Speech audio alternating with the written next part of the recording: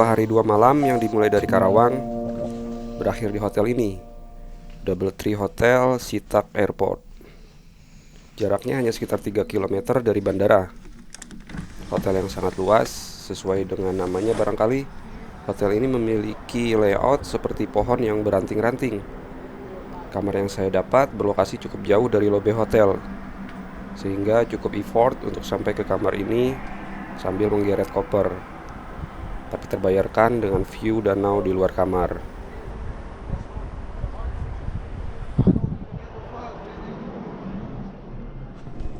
Setelah istirahat sebentar sambil mengisi penuh baterai-baterai seluruh peralatan, saya langsung cabut menuju pusat kota Seattle supaya nggak kesorean.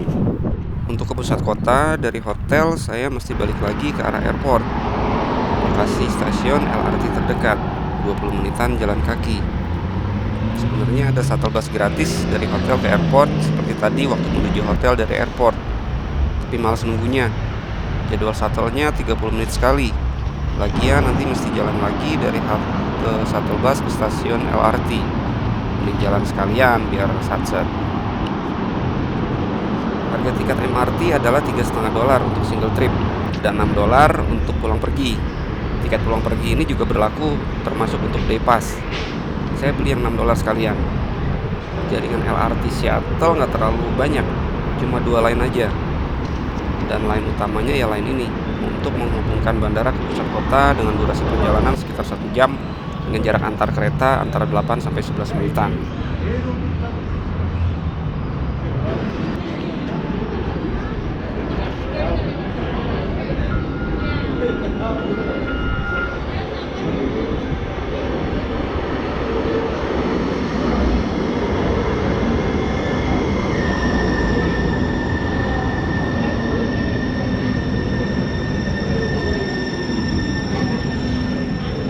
Jalur Centraling ini menghubungkan Northgate di utara Seattle dan Angel Lake di selatan.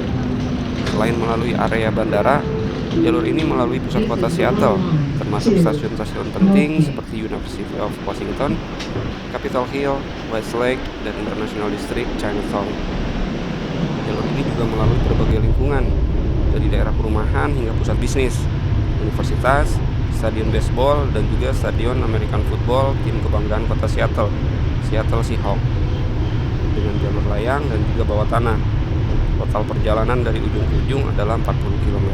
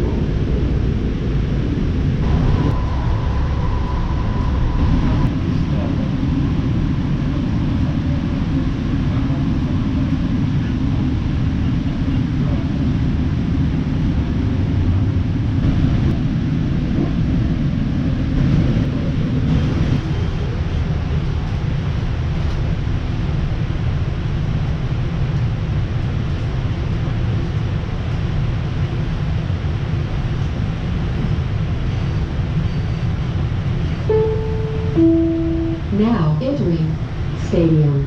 Doors to my left.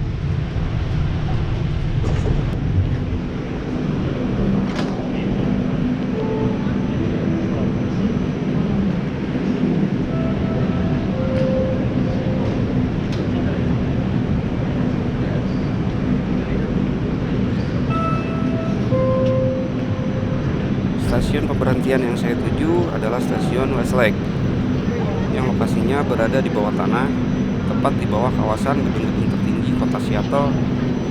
Dari stasiun ini sudah sangat dekat dengan tujuan pertama saya, Seattle Monorail.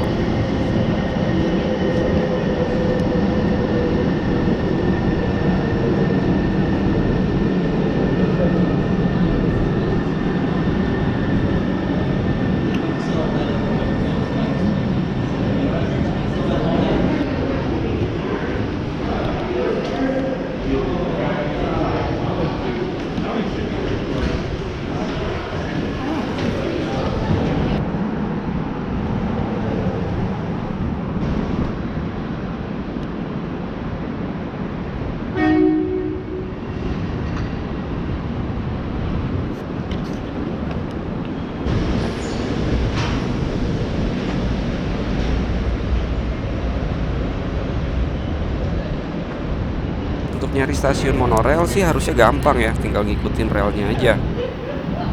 Tapi ternyata kalau nggak ketemu sign biru ini nggak bakal ngeh juga kalau ini dia stasiunnya. Stasiunnya cuma ada 2 pasang pintu kaca dan elevator kecil di sebelahnya. Masuk ke dalam, malah ketemu macam tangga darurat di hotel-hotel atau gedung.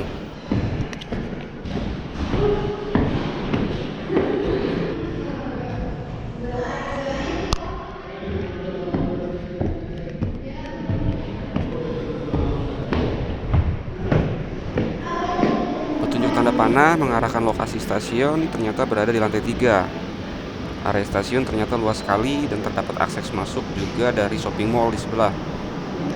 Jangan-jangan tangga yang saya lewati tadi cuma akses alternatif kali ya? Nggak tahu juga deh.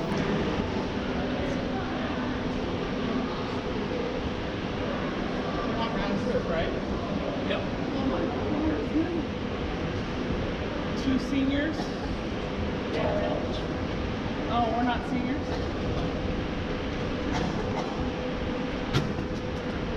Where are we going though? Do we have to pick? Here, wait.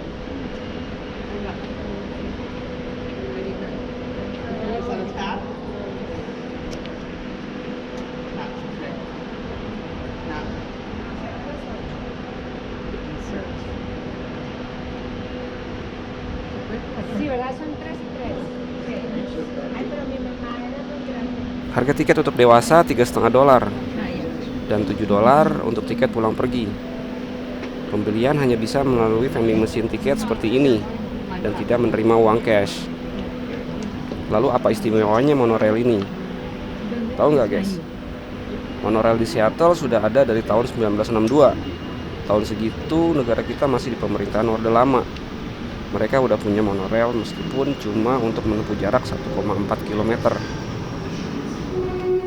Jadi pada tahun 1962 di bulan Maret di Seattle ini bikin pameran tingkat dunia yang fokusnya adalah tema-tema masa depan.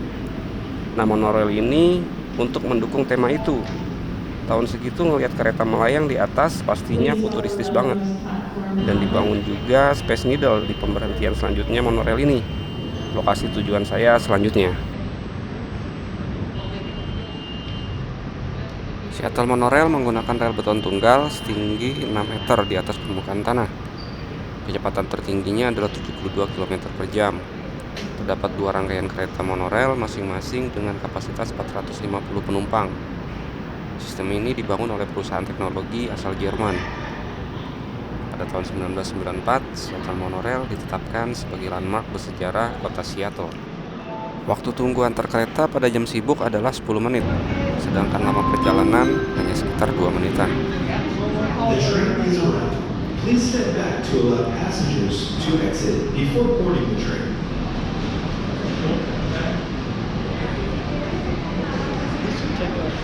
Please let people exit the train before boarding. Thank you.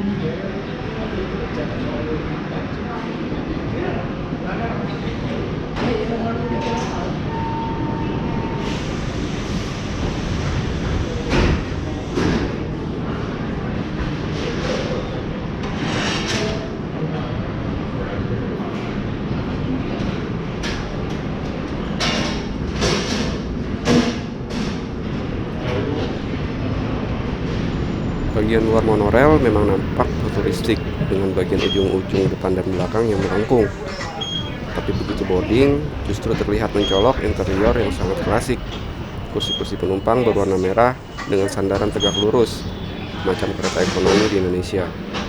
Bagian terbaiknya adalah sudut pandang yang sangat terbuka, jendela-jendela luas dengan frame yang sangat tipis, ditambah atap panoramik. Begini mungkin kira-kira visi masa depan versi manusia tahun 60-an.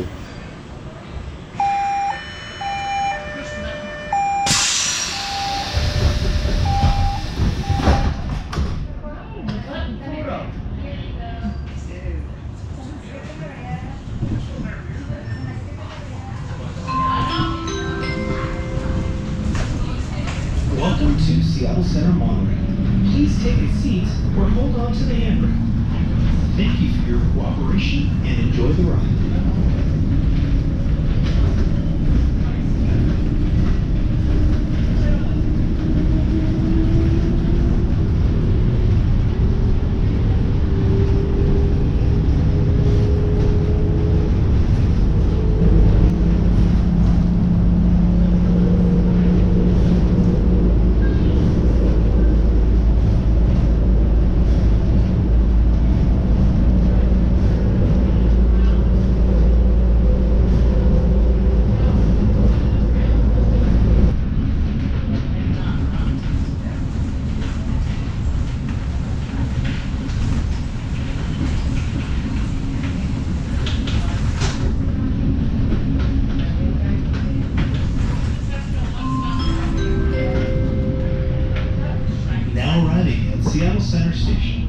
is our one and only stop. Perjalanan yang terasa sangat-sangat singkat. Tiba-tiba saja kita sudah tiba di pemberhentian pertama dan satu-satunya monorail ini, Seattle Center.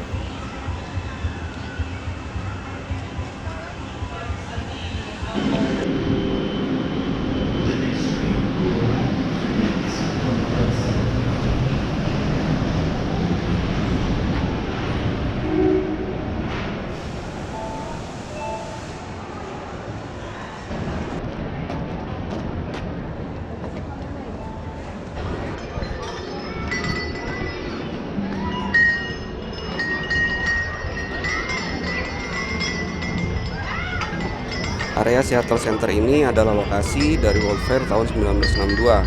Selain monorail tadi, yang tersisa dari acara itu hingga sekarang adalah taman bermain anak-anak dengan menggunakan unsur-unsur penangkapan sains sebagai alat-alat yang bisa dimainkan, dan juga Space Needle, menara observasi setinggi 184 meter dengan struktur seperti piring terbang di puncaknya.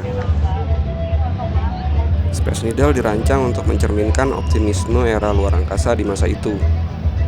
Dari dek observasi, pengunjung dapat menikmati pemandangan 360 derajat kota Seattle.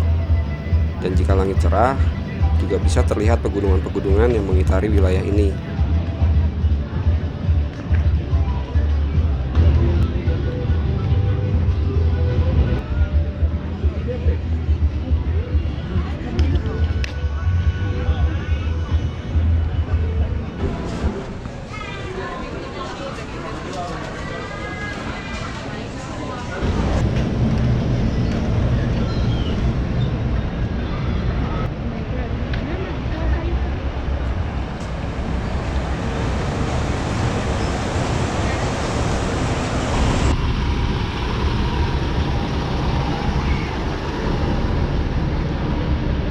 Dari Seattle Center, saya akan kembali ke tempat semula di Westlake Center. Tidak lagi dengan monorail, tapi jarak sekitar 1,4 km akan saya tempuh berjalan kaki, tidak di jalur yang sama. Jalannya agak sedikit ke selatan mendekati tepi laut, menuju lokasi ikonik di Seattle selanjutnya. Jalan-jalan kota Seattle di hari ini, hari Sabtu, lumayan sepi. Ramainya cuma di pusat-pusat keramaian aja. Temperatur juga cukup nyaman meskipun matahari sore ini masih cukup terik, tapi terhalang gedung-gedung tinggi, dan jalan kaki selama sekitar 20 menit lumayan bikin keringetan juga.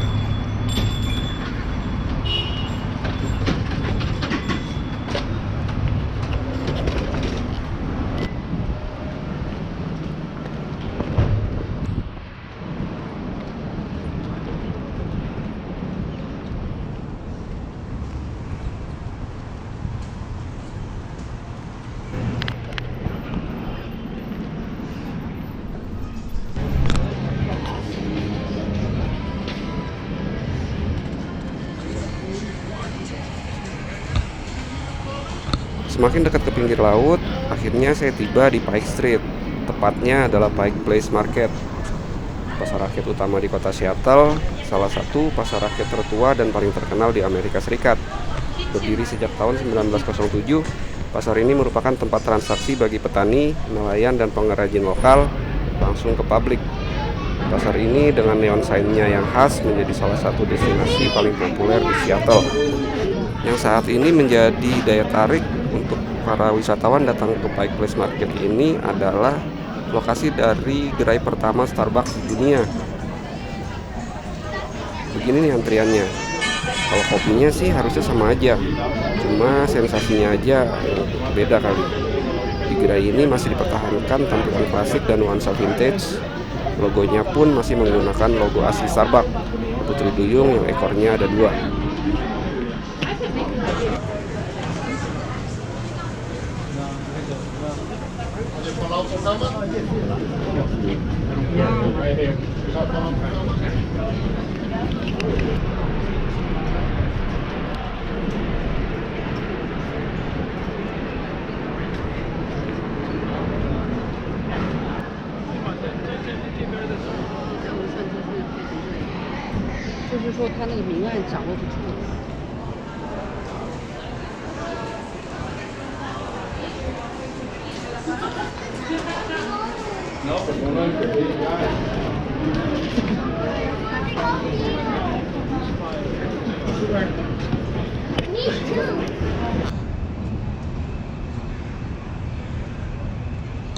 Sebenarnya area promenade kota Seattle cukup ramai dan menarik juga. Di bawah kincir angin biang lala itu adalah area bazar dengan toko-toko tenda berjualan merchandise dan juga kuliner. Tapi tujuan saya nggak ke sana. Sebenarnya lokasinya masih dekat-dekat Pike Place Market. Tapi entah kenapa jalur yang diarahkan Google Map justru muter-muter lewat jalur ini. Nah, ini dia tempatnya. Dan ini adalah mungkin lokasi tujuan turis paling absurd yang saya tahu. Jadi sejak tahun 1990-an, para penonton teater yang menunggu di luar market teater menempelkan bekas permen karet mereka ke dinding. Hari ke hari tentu saja dinding-dinding ini makin penuh sama tempelan bekas permen karet mereka. Meskipun pada awalnya dibersihkan oleh staf teater, akhirnya dinding-dinding tersebut dibiarkan dan malah kemudian menjadi daya tarik turis untuk datang ke sini.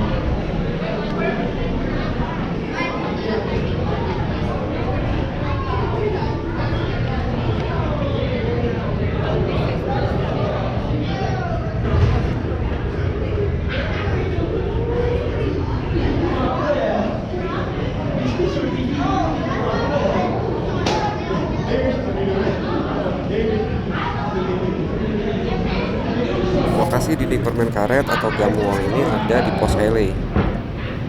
Padahal tinggal turun tangga itu dari Pike Street Market kita bisa sampai ke sini.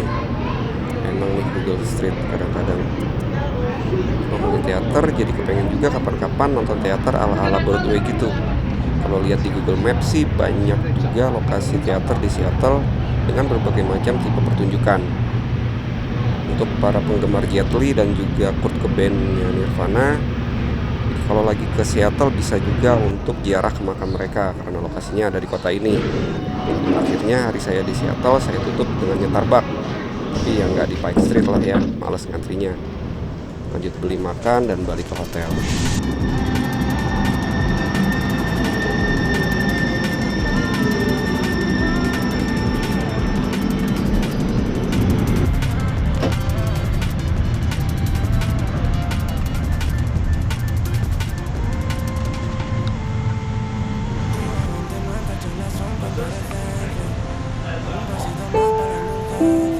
Next stop, International District, Chinatown. Caminando la sentencia, salimos presuntos de inocencia. Pasito para atrás por si nos arrepentimos. Si nadie es culpable, pues culpamos al destino con el